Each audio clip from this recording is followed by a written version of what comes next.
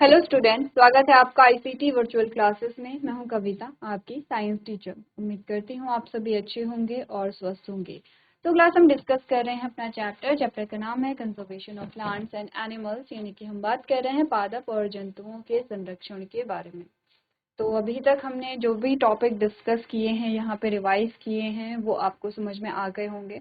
देखो, जब हम किसी चीज़ को सेकेंड टाइम पढ़ते हैं तो हमें चीज़ें इजी भी लगती हैं, हमें चीज़ें याद भी आती हैं कि हाँ, ये तो हमने पहले भी पढ़ा हुआ है, और चीज़ें जो हैं वो और आसान आपको लगने लगती हैं। तो चैप्टर बेसिकली थ्योरेटिकल है, बहुत ज़्यादा टफ चीज़ें इसमें नहीं हैं, लेकिन इम्पॉर्टेंट चीज़ें हैं, बेसिक सी चीज़ें हैं प्लांट्स के बारे में, एनिमल्स के बारे में।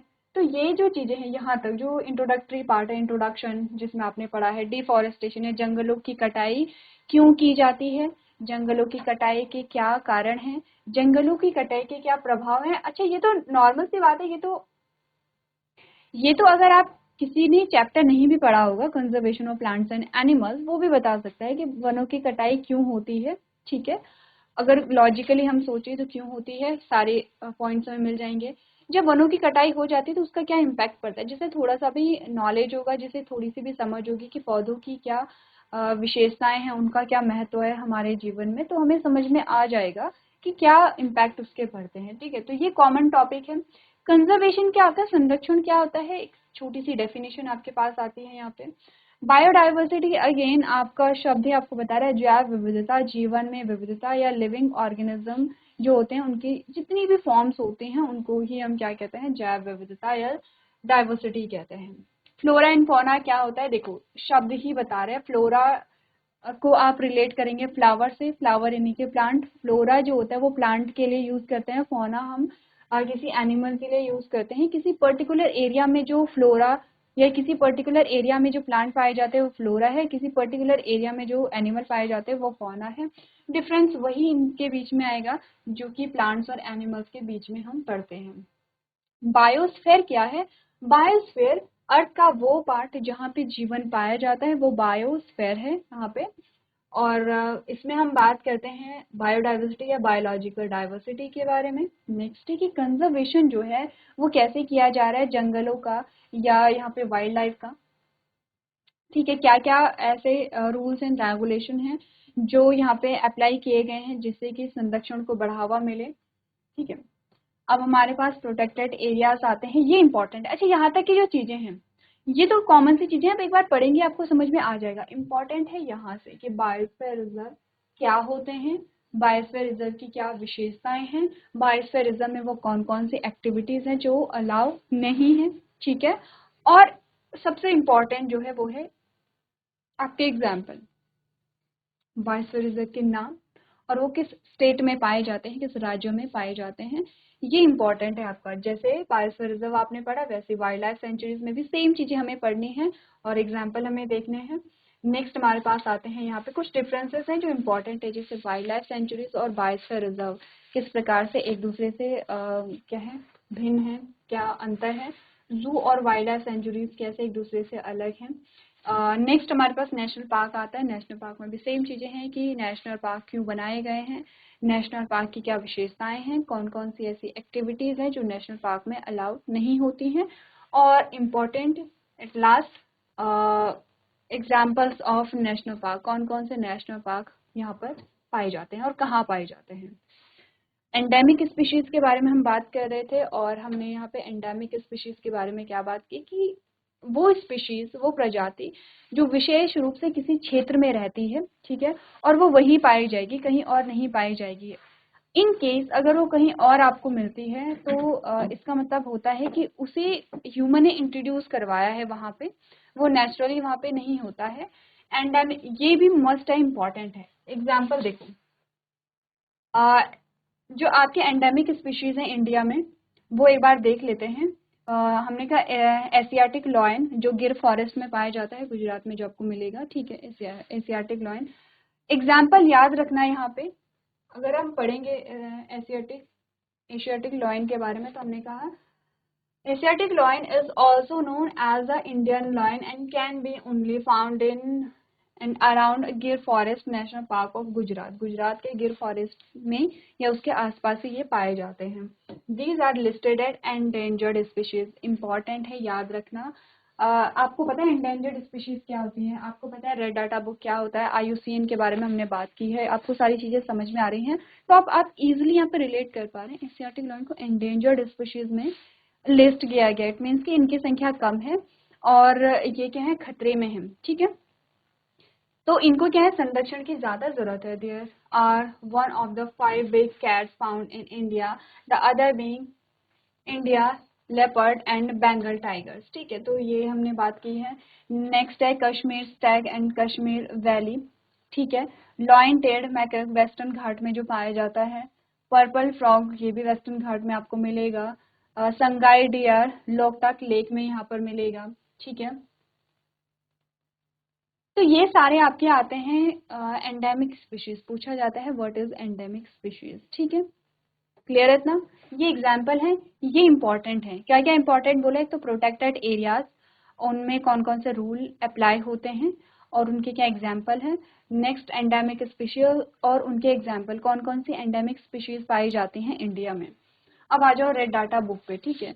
तो रेड डाटा बुक से पहले हम थोड़ा सा IUCN के बारे में बात करते हैं। IUCN जो है वो शॉर्ट फॉर्म है, अगर हम फुल फॉर्म देखेंगे तो I stand for international and U stand for union, C stand for conservation, N stand for nature. पूरा क्या है, national union for conservation of nature, international, international, ठीक है। I stand for international.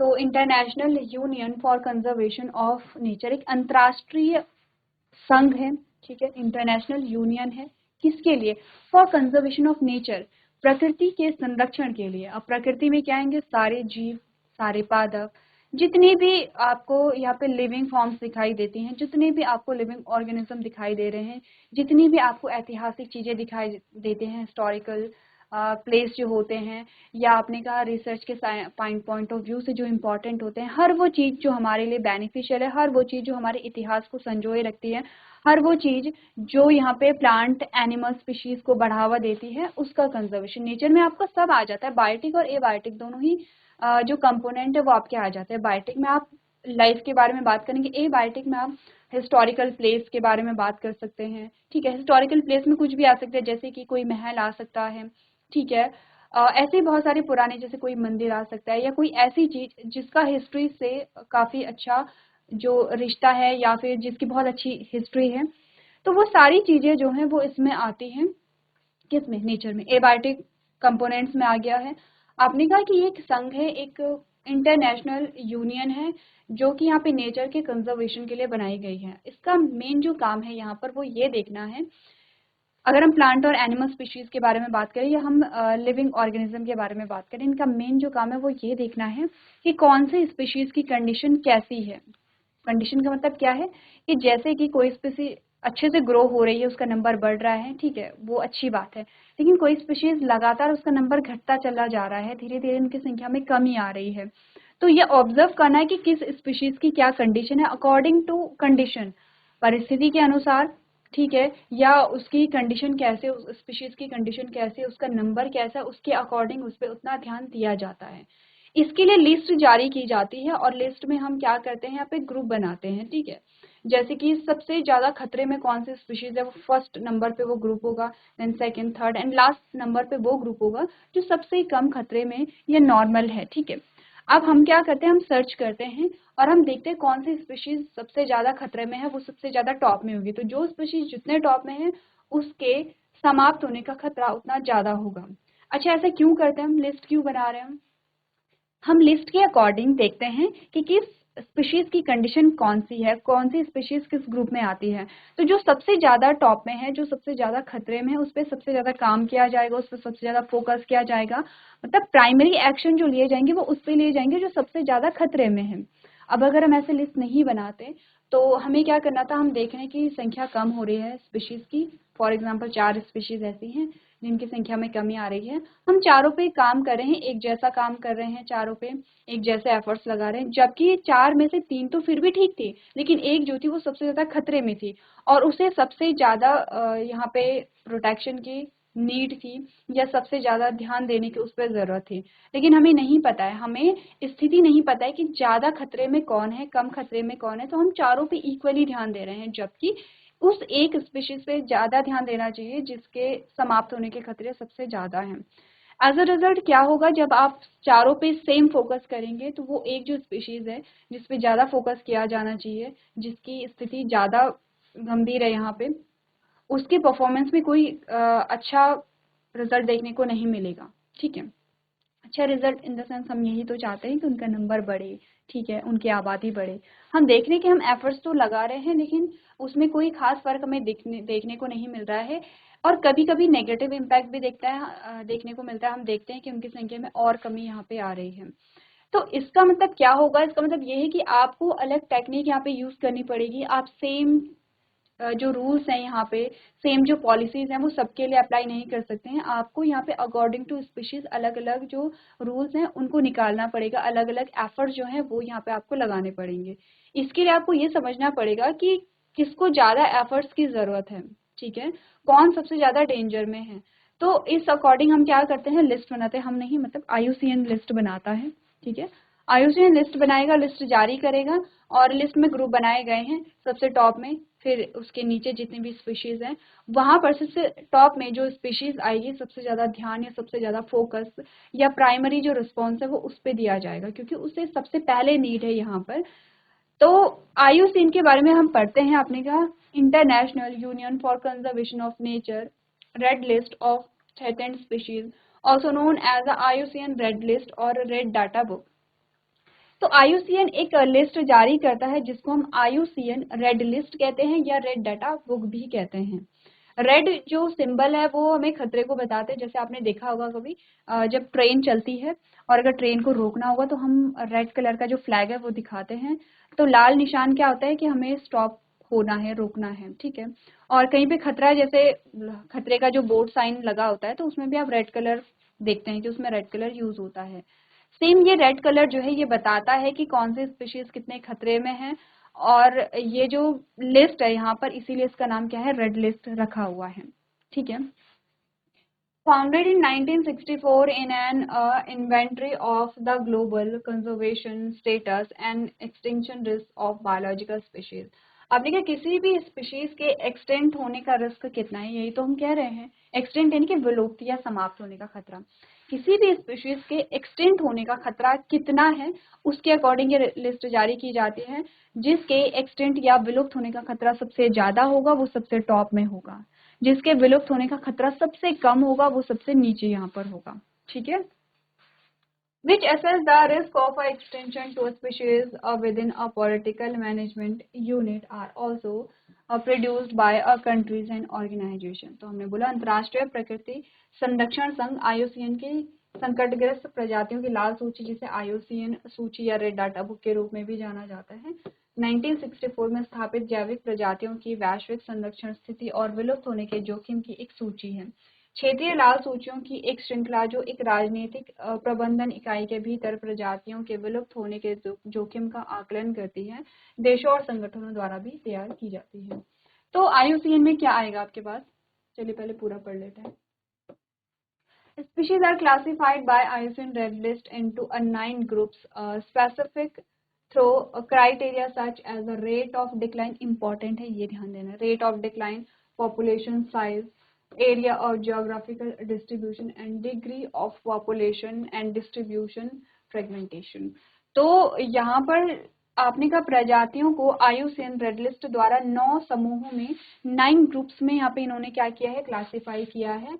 अच्छा, ये किस बेसिस है, जब भी क्लासिफिकेशन की बात आती है आप कहीं भी पढ़ेंगे, आप छोटी क्लासेस से लेके बड़ी क्लासेस में कहीं भी पढ़ेंगे, क्लासिफिकेशन जो होता है वो किसी न किसी आधार पे होगा, किसी न किसी बेसिस पे होगा। तो आपने कहा IUCN ने ये जो 9 ग्रुप्स बनाए हैं ये किसी न किसी आधार पे बनाए होंगे। क्या क्या देखा जाता है और किस बेसिस पे। अच्छा, हमें कैसे पता चलेगा कि कोई स्पीशीज सबसे ज्यादा खतरे में है या कोई स्पीशीज सबसे कम खतरे में है या कोई स्पीशीज मिडिल में, कैसे हमें पता चलेगा, क्या देखा जाता है। तो जो देखा जाता है सबसे पहला ये कि गिरावट की दर। गिरावट की दर यानी कि कुछ टाइम पीरियड लिया जाएगा, ठीक है, और उस टाइम पीरियड में देखा जाएगा कि इस इतने टाइम पीरियड में जो स्पीशीज है उसके सदस्यों की संख्या में कितनी गिरावट आई है, कितनी कमी आई है। पहली चीज तो ये देखी जाती है। अगर रैपिड आप देख रहे हैं कि डिक्रीज हो रहा है रैपिडली, यानी कि एकदम से आप देख रहे हैं कि नंबर घट रहा है, इट मीन्स की गिरावट की जो दर है वो बहुत ज्यादा है, ठीक है। पहली चीज तो ये कि हम गिरावट की दर देखेंगे। जनसंख्या का आकार, ठीक है, जनसंख्या का आकार देखा जाएगा कि पहले कितनी जनसंख्या थी, अब कितनी जनसंख्या है। भौगोलिक वितरण का क्षेत्र, यानी कि हम देखेंगे कि ये कितने एरिया में डिस्ट्रीब्यूट है, ठीक है। अब देखो ये हो सकता है, एरिया का हम क्यों देखते हैं, भौगोलिक वितरण का क्षेत्र क्यों हम देख रहे हैं। फॉर एग्जाम्पल, एक एग्जाम्पल लेते हैं, ठीक है। फॉर एग्जाम्पल कोई स्पीशीज है वो यहाँ है थोड़ा, फिर वो थोड़ा यहाँ है, थोड़ा यहाँ है, यहाँ मतलब जो एरिया है यहाँ पर वो बहुत ज्यादा फैला हुआ हो सकता है। तो ऐसा नहीं है कि हमें स्पीशीज यहाँ पर सिर्फ 4 सदस्य मिले हैं, ठीक है, 4 मेंबर हमें मिले हैं यहाँ पे, और हमने बोला इस स्पीशीज में तो सिर्फ 4 ही मेंबर हैं, इसके तो बहुत कम मेंबर हैं। हमने कहा हमें ये भी जानना पड़ेगा कि भौगोलिक वितरण का क्षेत्र क्या है। हमें ये भी पता होना चाहिए कि ये स्पीशीज यहाँ भी है, तो यहाँ भी है, तो यहाँ भी है। तो फिर हम क्या करेंगे, जब हमें भौगोलिक वितरण का क्षेत्र पता होगा तो हम उस पूरे क्षेत्र में यहाँ पे एनालाइज करेंगे फिर, ठीक है। क्लियर है। और जनसंख्या और वितरण विखंडन की डिग्री जैसे मानदंडों के माध्यम से निर्दिष्ट है, ठीक है। There is an emphasis on the acceptability of applying any criteria in the absence of high quality data including a suspicion and potential future threats, so long these can reasonably be supported। तो हमने बोला कि यहाँ पर क्या होता है, संदेह और संभावित भविष्य के खतरों सहित उच्च गुणवत्ता वाले डेटा की अनुपस्थिति में किसी भी मानदंड को लागू करने की स्वीकार्यता पर जोर दिया गया है जब तक कि इनका यथोचित समर्थन किया जा सके। तो देखो हमारे लिए इम्पोर्टेंट क्या है IUCN में। सबसे पहला IUCN जो है उसकी फुल फॉर्म, ठीक है। कब यहाँ पे अब अगर हम रेड डाटा बुक के बारे में बात करें तो आपने कहा फाउंडेड इन 1964, ये याद रख लेना। IUCN ने 9 ग्रुप बनाए हैं और किस बेसिस पे बनाए हैं, किस आधार पे बनाए हैं वो आप याद रख लेना। बस IUCN के बारे में इतना याद रखो कि इनफ है, क्योंकि हमें फिर वो 9 ग्रुप्स पढ़ने हैं, ठीक है। IUCN के बारे में इतना इनफ है, एक बार आप लोग रीड कर लेंगे।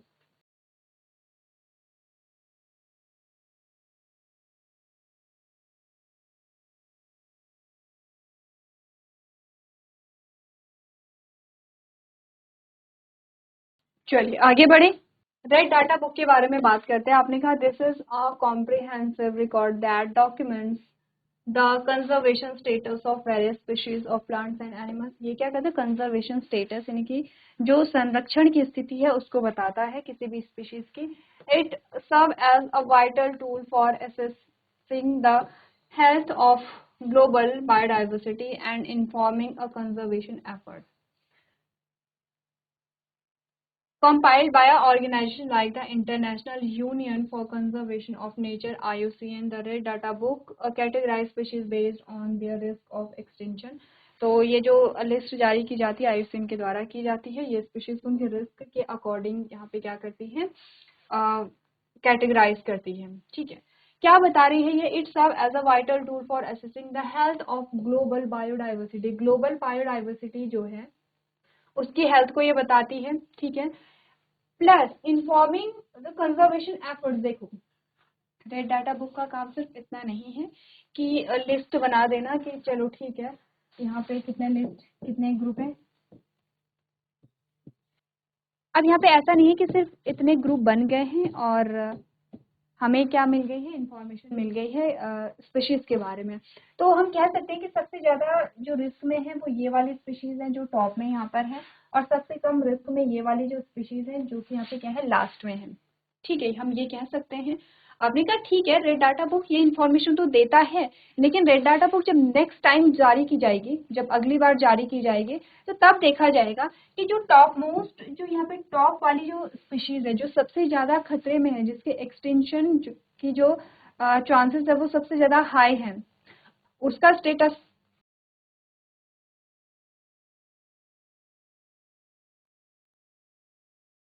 ठीक है।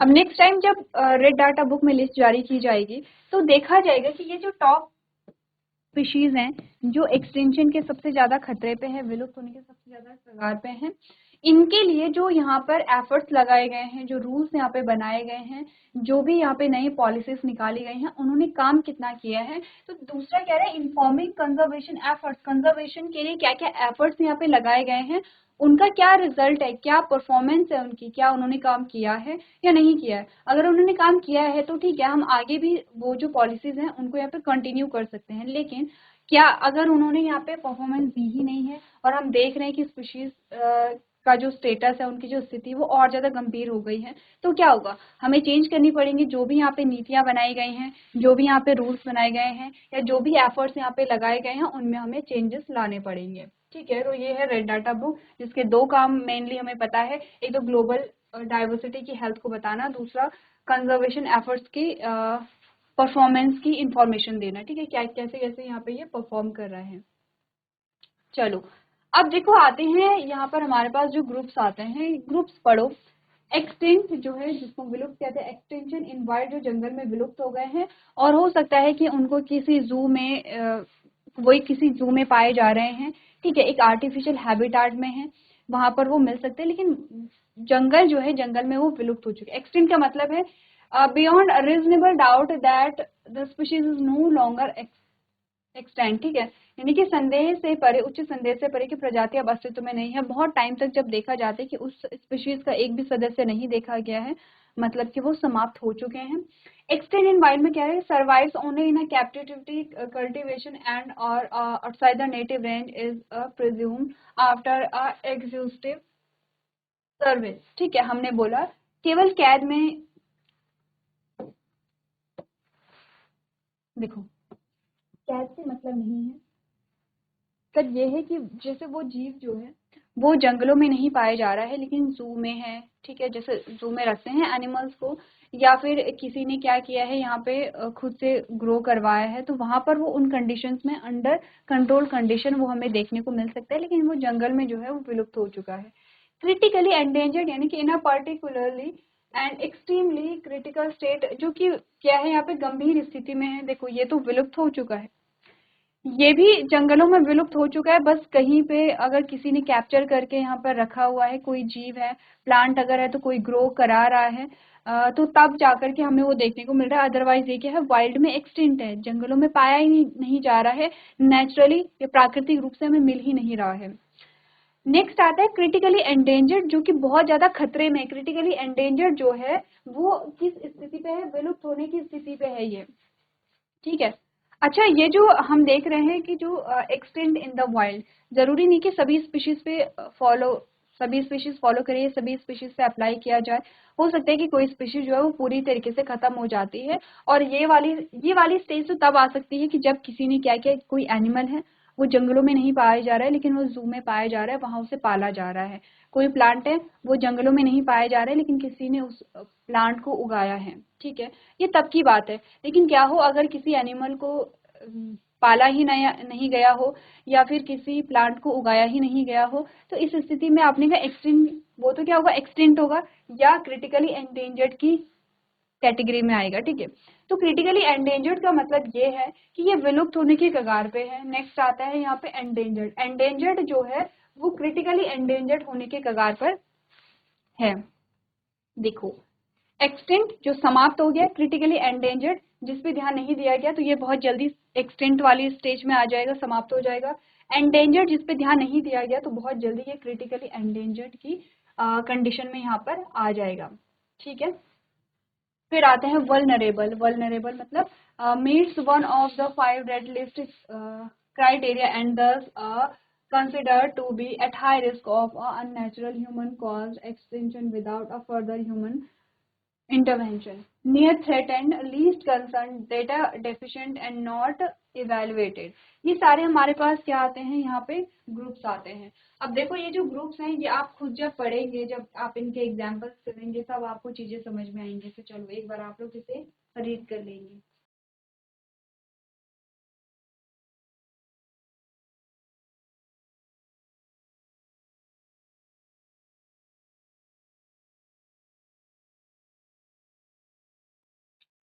चलिए हो गया, आगे बढ़े। नेक्स्ट हमारे चैप्टर का जो टॉपिक आता है दैट इज माइग्रेशन। ठीक है, माइग्रेशन क्या है और माइग्रेशन क्यों होता है, क्या माइग्रेशन नेचुरल है या अननेचुरल है, इसके बारे में बात करते हैं। सबसे पहले माइग्रेशन ये है कि जब भी कोई जीव अपने नेचुरल हैबिटाट को छोड़ करके किसी नई जगह पे जाता है तो उसको हम कहते हैं माइग्रेशन। जैसे कि माइग्रेशन वर्ड जो है वो आपने बहुत सुना होगा। आपने सुना होगा कि लोग जो है वो गांव से माइग्रेट हो करके कहाँ जाते हैं, शहरों में जाते हैं। तो ये भी एक माइग्रेशन ही है। लोग अपने नेचुरल हैबिटाट को, अपने घर को छोड़ करके कहाँ जाते हैं, एक नई जगह जाते हैं। बस यही माइग्रेशन जो है वो हम अलग अलग जीवों में देखते हैं और काफी हद तक ये माइग्रेशन नेचुरल होता है। देखो, माइग्रेशन जो है वो नेचुरल और अननेचुरल दोनों एस्पेक्ट में हम बात करेंगे। यहाँ पे देखो, आपने देखा होगा अगर हम यहाँ पे मैप देखते हैं तो कुछ ऐसे हमें दिखाई देता है। ठीक है, ये है नॉर्थ पोल और ये है साउथ। ठीक है, अब हम यहाँ पर ही बात करते हैं। तो जब भी यहाँ पर विंटर सीजन आता है तो हम देखते हैं कि विंटर सीजन में जो यहाँ पे बर्ड हैं वो माइग्रेट होकर के साउथ चली जाती हैं। ठीक है, और जब भी यहाँ पे समर टाइम आएगा तो समर टाइम में जो बर्ड है वो वापस फिर से नॉर्थ चली जाती हैं। ये माइग्रेशन सीजन के अकॉर्डिंग चलता है। जब आप हायर क्लासेस में जाएंगे तो आपके पास माइग्रेशन एक अलग से टॉपिक है और थोड़ा सा इलाबोरेट करके भी है कि माइग्रेशन कितने टाइप का होता है, क्या एग्जाम्पल्स हमारे पास आते हैं। तो ये तो है नेचुरल फिनोमेना, नेचुरल प्रोसेस है जो होती रहती है। बर्ड्स जो है वो माइग्रेट करते हैं अकॉर्डिंग टू सीजन। यहाँ पे बहुत अलग अलग बर्ड्स जो हैं वो माइग्रेट यहाँ पे करते हैं, ये तो है नेचुरल। लेकिन अगर हम बात करें यहाँ पे अप्राकृतिक या अननेचुरल माइग्रेशन के बारे में, तो इसमें क्या है देखो कोई एक बड़ा भूभाग है यहाँ पर। ठीक है, अब यहाँ पर ठीक है, सब कुछ बढ़िया है। यहाँ पर प्लांट्स हैं, रिच वेजिटेशन है और रिच बायोडाइवर्सिटी देखने को मिल रही है और सारे जो जीव है वो इजिली यहाँ पर क्या कर रहे हैं, रह रहे हैं। ठीक है, अब क्या हुआ, अब हम छोटा सा एक फिनोमेना देखते हैं। अब हमने यहाँ पर जंगल काट दिए हैं, ये लो हमने जंगल साफ कर दिए हैं। ठीक है, ऊपर से हमने यहाँ पे कंस्ट्रक्शन भी कर दिया है। आप यहाँ पर क्या कर रहे हैं, कंस्ट्रक्शन भी कर रहे हैं। आपने यहाँ पे कंस्ट्रक्शन कर दिया है। अब क्या होगा देखो, यहाँ पे जो जीव थे जिनका ये घर था, जिनका ये प्राकृतिक आवास था, उनके पास आवास नहीं बचा है। इस केस में ये क्या करेंगे, यहाँ पे माइग्रेट करते हैं। माइग्रेट क्यों करेंगे, आपने कहा ये फूड को यानी कि खाना सर्च करने के लिए माइग्रेट करेंगे। ये यहाँ पे हैबिटाट यानी कि आवास के लिए यहाँ पे क्या करेंगे, माइग्रेट करेंगे। क्योंकि यहाँ पे क्या है, आवास जो है इनका खत्म हो गया है, समाप्त हो गया है। अब जो जीव है उनको खाने के लिए, उनके हैबिटाट के लिए यहाँ पे क्या होगा, कंपटीशन होगा। तो आपने कहा कि ये कंपटीशन से बचने के लिए क्या करेंगे, यहाँ पे माइग्रेट करेंगे, किसी ऐसे स्थान में जाएंगे जहाँ लेस कंपटीशन हो for food and for habitat. ठीक है, तो इस केस में यहाँ पे क्या होता है, ये माइग्रेशन हमें देखने को मिलती है। तो ये माइग्रेशन किसकी वजह से हो रही है, ह्यूमन एक्टिविटी की वजह से हो रही है, जो कि नेचुरल बिल्कुल भी नहीं है। अच्छा, ये जो नेचुरल माइग्रेशन था ये परमानेंट माइग्रेशन नहीं था। कुछ में परमानेंट माइग्रेशन देखने को मिल सकता है लेकिन ये परमानेंट नहीं है, ये सीजनल है। सीजन के अकॉर्डिंग यहाँ पे माइग्रेशन हो रहा है। अगर अब इस माइग्रेशन को देखें कि यहाँ पे जंगल हट गए हैं, अब यहाँ पे क्या है, कंस्ट्रक्शन हो गया, तो ये तो परमानेंट माइग्रेशन हो गया है। ठीक है, अब होगा क्या, देखो इस केस में होता क्या इसका, आप कहेंगे ठीक है माइग्रेट हो गए, कहीं और चले गए हैं, तो क्या प्रॉब्लम है। प्रॉब्लम ये है कि ऐसा नहीं कि जितने भी जीव एक नए हैबिटाट में गए होंगे, एक नए आवास में गए होंगे, वो सारे सरवाइव कर जाएंगे। अगर आपने कहा कि वहां पर, क्योंकि वहां पे जहाँ जिस स्थान पे वो गए हैं वहां पे भी कोई जीव पाए जा रहे हैं, वहां पे कंपटीशन होगा। ठीक है, खाने के लिए कंपटीशन होगा, जीने के लिए कंपटीशन होगा, आवास के लिए कंपटीशन होगा यहाँ पे, और उन्हें वो कंपटीशन जो है वो यहाँ पे टॉलरेट करना पड़ेगा। अगर वो यहाँ पर ये सारी चीजों को टॉलरेट कर जाते हैं तो वो सरवाइव कर जाएंगे, और अगर इन सारी चीजों को वो टॉलरेट नहीं कर पाएंगे तो वो क्या हो जाएगी, वो सरवाइव नहीं कर पाएंगे। और ये भी एक रीजन है कि स्पीशीज जो है वो एक्सटिंक्ट हो रही है, जो प्रजातियां हैं उनकी संख्या में कमी आ रही है और वो विलुप्त हो रही हैं। ठीक है, अब समझ आया। तो एक बार आप लोग माइग्रेशन जो है उसको पढ़ के लेकर के आइए, माइग्रेशन क्या होता है, कितने प्रकार का होता है, क्यों माइग्रेशन हो रहा है। तो एक बार आप लोग इसे रिवाइज करके लेके आएंगे। तो इसी के साथ हमने चैप्टर रिवाइज कर लिया है, आप लोग एक बार क्वेश्चन आंसर्स को डिस्कस कर लेंगे। तो आज के सेशन में हम इतना ही करेंगे। अभी तक क्लास में बने रहने के लिए आपका धन्यवाद।